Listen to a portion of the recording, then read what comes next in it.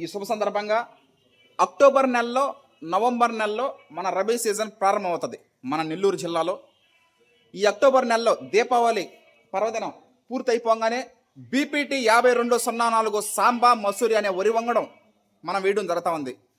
బాపట్ల వరి పరిశోధనా స్థానంలో ఎం వెంకటరమణారెడ్డి గారు ఆ వరి వంగడం క్రియేట్ చేసినారు.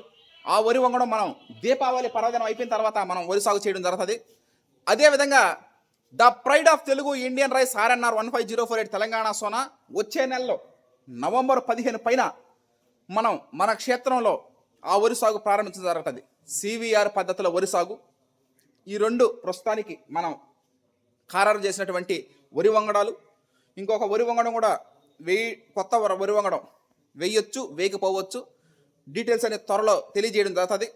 ముందుగా కుటుంబ సభ్యులకి, బంధువులకి, స్నేహితులకి, శ్రేయాభిలాషులకి, మరీ ముఖ్యంగా రైస్ వినియోగదారులందరికీ పేరు పేరున ముందుగా దీపావళి పర్వదిన శుభాకాంక్షలు తెలియజేస్తున్నాము.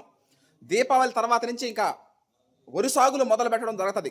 ప్రకృతి Ratna Harshath Vihar and team members తరపున ప్రతి ఒక్కటి డీటెయిల్స్ డే 1 నుంచి మొదటి రోజు నుంచి వరి కోత కోసేంత వరకు ప్రతిరోజు అప్డేట్స్ వస్తూ ఉంటాయి.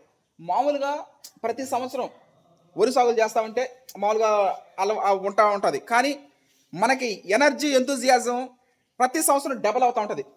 పోయిన సంవత్సరం కానీ ఈ సంవత్సరం ఇంకొక 2 బస్తాలు బాగా పండించాలా, బాగా చెయ్యాలా, పురుగుల్ని, చీడపేడల్ని CVR పద్ధతుల వరి సాగులో అరికట్టాలా అనే ఆ ఎనర్జీ, ఆ ఎంతూజియాజం, ఉల్లాసం అలాగే ఉంటుంది. ఇది నా ఒక్కడిలో కాదు, ప్రతి టీం మెంబర్లోనే ఉంటుంది. ఆ విధంగా ఉండబట్టే ఈ రోజున విజయం సాధించడం జరిగింది. తొందరలో వరి సాగులో కలుద్దాం. Thank you.